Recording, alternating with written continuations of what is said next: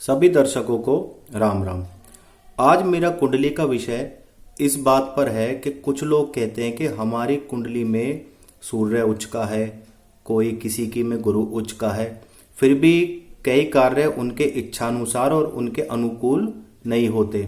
वो लोग कहते हैं जिस स्थिति में मेरा गुरु ग्रह बैठा है उस हिसाब से उसकी एजुकेशन काफ़ी हाई होनी चाहिए, आध्यात्मिक ज्ञान होना चाहिए, परंतु वह हायर एजुकेशन नहीं ले पाता गुरु की अच्छी स्थिति उच्च का होने के कारण भी। तो इसके पीछे क्या कारण हो सकते हैं कि ग्रह उच्च के होने के बाद भी आपके परिणाम अनुकूल नहीं है। यही मेरा आज का विषय है। ध्यान से देखिए। सबसे पहले ये एक मीन लगन की कुंडली है। इस मीन लगन की कुंडली में मैं सिर्फ अभी 2 ग्रहों के बारे में बात करूंगा। अभी बाकी ग्रहों को मैंने इस कुंडली में स्टेबल नहीं करा। सबसे पहले सूर्य ग्रह आपका 1 नंबर की राशि यानी मेष राशि में उच्च का होकर बैठा है। दूसरा शनि 7 नंबर की राशि यानी तुला में उच्च का होकर बैठा है। दोनों ही अपनी प्रबल स्थिति में बैठे हैं, सूर्य और शनि। अब कहने वाला कहेगा कि सूर्य भी उच्च का और शनि भी उच्च का, इसके बाद भी उसे अनेक रुकावटों का सामना करना पड़ता है। धन के मामले में, हेल्थ के मामले में कुछ चीजें उसको ऐसे मिलती हैं जो अंत में प्राप्त होती है जब उसकी इच्छा ही मर जाती है। तो इस चीज से हम कैसे निजात पा सकते हैं और इस चीज का कारण क्या होता है, इसके बारे में विचार करेंगे। अब आप ध्यान से देखिए। इस कुंडली में सूर्य की 7वीं दृष्टि शनि पे है और सूर्य और शनि आपस में शत्रु का भाव रखते हैं। 1 2 3 4 5 6 7 और सूर्य अपनी प्रबल स्थिति पर बैठा यानी उच्च का होकर बैठा है। ऐसे व्यक्ति को उच्च सरकारी पद भी दिला सकता है और जिसका सूर्य ऊंचा होता है व्यक्ति हर क्षेत्र में सफलता हासिल करता है। अब यहाँ पे देखिए, यहाँ पे शनि उच्च का है तो शनि अगर जिसका उच्च का हो उसकी स्थिति भी कई हदों तक काफी अच्छी मानी जाती है। ऐसे व्यक्ति अच्छे ज्योतिष, यंत्र मंत्र तंत्र के ज्ञाता, लोहे और कोयले के व्यापारी, चमड़े आदि व्यापार में सफल बिजनेसमैन होते हैं। परंतु यहाँ पर 1 2 3 4 5 6 7 शनि की 7वीं दृष्टि सूर्य पे, अर्थात सूर्य की दृष्टि शनि पर, शनि की दृष्टि सूर्य पे है और दोनों ही ग्रह इस व्यक्ति की कुंडली में उच्च के होकर बैठे। ये कुंडली मैंने खुद देखी है। तो इससे हमें पता चल जाएगा कि क्या कारण है कि उच्च का होने के कारण भी ग्रह हमें सफलता नहीं देते। हमें यह देखना होता है कि किसी शत्रु ग्रह की प्रबल दृष्टि उस उच्च ग्रह की स्थिति पर तो नहीं है। यही कारण होता है कि व्यक्ति को असफलताओं का सामना करना पड़ता है। तो इस व्यक्ति को आदित्य हृदय स्त्रोत का पाठ करना चाहिए, सूर्य को जल देना चाहिए। सुबह के समय इस व्यक्ति को सूर्य से संबंधित जितने उपाय कर सकता है जो अनुकूल है, समय अनुसार, भाव अनुसार उसे जरूर करना चाहिए। सुबह के समय पूर्व की तरफ मुख कर। अब यहां बात कर लेते हैं शनि की, जो उच्च का होकर 7वीं राशि में बैठा है और जिसकी सूर्य पे दृष्टि है धन के भाव पर। तो इस व्यक्ति को केवल शनिवार के दिन सूर्य उसका शनिदेव के नाम का दिया जलाना है पीपल के नीचे। तो इसके सारे कार्य इसके अनुकूल हो जाएंगे और इस व्यक्ति को सफलताएं हासिल होंगी। अब दूसरी कुंडली देखिए। इसमें क्या है, चंद्रमा दूसरी राशि में उच्च का होकर बैठा है यानी वृष राशि में और इस पर राहु की 7वीं दृष्टि है। 1 2 3 4 5 6 7 और जबकि चंद्रमा बहुत अच्छी स्थिति में बैठा है। चंद्र का उच्च होने का मतलब है मनुष्य का मन पर काबू, मन के हारे हारे और मन के जीते जीत। जिस व्यक्ति ने अपना मन काबू में कर लिया और पराक्रम भाव में बैठा है तो व्यक्ति जीवन में सफलताएं हासिल करेगा। परंतु यही भाग्य भाव में जो राहु 3 प्रकार की दृष्टि रखता है, 5वीं 7वीं और 9वीं। फिलहाल मैं 7वीं दृष्टि के बारे में बात कर रहा हूं। 1 2 3 4 5 6 7 7वीं दृष्टि से भाग्य भाव से चंद्रमा को देख रहा है तो व्यक्ति के पराक्रम भाव पर फर्क पड़ेगा, उसको सफलताएं नहीं मिलेंगी, उसकी मेहनत असफल होगी। इसके अलावा फिलहाल तो मैंने मीन लगन की कुंडली में आपको पता है लगन कोई भी हो सकता है।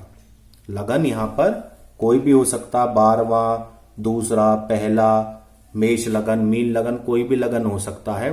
परंतु चंद्रमा किसी भी भाव में जहां दूसरे नंबर की राशि पे उच्च का होकर बैठा है और उस पर राहु की दृष्टि है, तो व्यक्ति को जीवन में उच्च का चंद्रमा होने के कारण भी असफलताएं मिलती हैं। तो ऐसे व्यक्ति को हर पूर्णिमा के दिन खीर का प्रसाद बांटना चाहिए, चंद्रमा से संबंधित उपाय करने चाहिए, चावल का दान सबसे उपयुक्त है, और साथ में राहु का उपाय जरूर करें जिसकी दृष्टि चंद्रमा पर पड़ रही है। राहु का क्या उपाय करना है?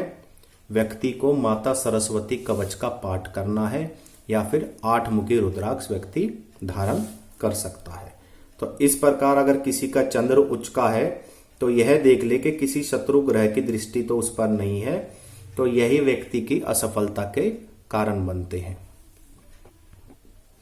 अब इसी कुंडली में आप मंगल की स्थिति देखिए। लगन कोई भी हो सकता है, ये सिर्फ आपको उदाहरण के तौर पर समझाया जा रहा है। आपको राशि संख्या देखनी है और उस ग्रह की दृष्टियों का ध्यान रखना है। यहां पर मंगल मकर राशि में उच्च का होकर बैठा है और जो मंगल के शत्रु ग्रह हैं वह हैं बुध और राहु, और जो 7वीं दृष्टि से 1 2 3 4 5 6 7 7वीं दृष्टि से मंगल को देख रहे हैं। मंगल उच्च होने का मतलब है व्यक्ति का किसी डिफेंस सर्विस में अच्छा सरकारी पद प्राप्त होना, फिजिकली व्यक्ति का स्ट्रांग होना, जमीनें और जायदाद बनाना। परंतु राहु या बुध किसी भी एक ग्रह की दृष्टि के कारण जो मंगल के प्रति शत्रुता का भाव रखते हैं, व्यक्ति को जीवन में असफलताएं मिलती हैं। तो इस चीज का व्यक्ति को स्पेशली ध्यान रखना है। एक एक ग्रह के 2 2 3 3 शत्रु होते हैं, वह आप किसी भी ऐप के माध्यम से या गूगल पे देख सकते हैं, परंतु मैं आपको यहाँ पर एक स्थिति बता रहा हूं उच्च का मंगल के अनुसार, परंतु उस व्यक्ति को जीवन में असफलताएं मिल रही हैं। तो ऐसे व्यक्ति को चाहिए कि मंगल के लिए वह बजरंग बाण का पाठ हर हाल में करता रहे, और मंगल जिस भाव में बैठेगा वृद्धि करेगा, परंतु शत्रु ग्रह की दृष्टि के कारण मंगल उच्च होने का अपना संपूर्ण प्रभाव नहीं दे पाएगा। तो इसके साथ व्यक्ति को उन ग्रहों के उपाय करने चाहिए जो उच्च ग्रह के प्रति शत्रुता का भाव या शत्रु दृष्टि से देख रहे हैं। जैसे यहाँ पर राहु या बुध में से कोई भी हो सकता है। तो इस व्यक्ति को 4 और 8 मुखी रुद्राक्ष में से कोई भी एक धारण कर सकता है। ग्रहों के अनुसार निर्भर करता है कि कौन से बुध की दृष्टि है या फिर राहु की। बुध के लिए 4 और राहु के लिए 8। और बुध से संबंधित उपाय जरूर करे। माँ दुर्गा सप्तशती का पाठ करे और गऊ को पालक खिलाए हर बुधवार को। गणपति जी के नाम के लड्डू बांट सकता है। राहु के लिए मैंने जैसे बताया सरस्वती कवच का पाठ, या फिर चकोर चांदी का टुकड़ा अपनी जेब में रखे, या राहु से किसी कवच या राहु स्त्रोत से संबंधित कोई पाठ व्यक्ति अवश्य करे। अब बात करते हैं बुध ग्रह की। बुध ग्रह कन्या राशि यानी 6ठे नंबर की राशि में उच्च का होकर बैठा है, परंतु उस पर गुरु की दृष्टि है, 7वीं दृष्टि, और गुरु अपनी राशि यानी 12वें नंबर की राशि में बैठा। हालांकि कोई लगन कुछ और हो या राशि संख्या कुछ और हो, तो दृष्टि किसी भी पर हमें मेन तो दृष्टि का ही ध्यान रखना है। तो यहाँ पर बुध उच्च का होकर बैठा है 6ठे नंबर की राशि कन्या पर, जिस पर गुरु की दृष्टि है।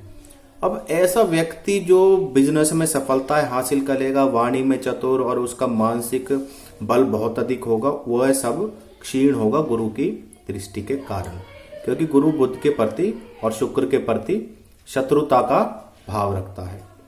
तो इसी कारण से इस व्यक्ति को कामयाबी नहीं मिल रही। तो ऐसे व्यक्ति को गुरुवार के दिन केले के पेड़ के नीचे देसी घी का दिया जरूर जलाना चाहिए, हल्दी का दान करना चाहिए, हल्दी का तिलक लगाना चाहिए। तो इससे इस व्यक्ति का बुध अच्छे प्रभाव देने लगेगा। अब यहां पर बात कर लेते हैं हम गुरु की। गुरु की स्थिति केवल ऐसी देखी जाती है जिस राशि में वह नीच का होता है यानी अशुभ होता है। यहाँ 4थे नंबर की संख्या यानी कर्क राशि में गुरु उच्च का होकर बैठा है। गुरु के प्रति कोई भी ग्रह शत्रुता का भाव नहीं रखता, समभाव रखते हैं। अगर मित्र नहीं मानते तो शत्रु भी नहीं मानते। अब बात कर लेते हैं आपके राहु और केतु की।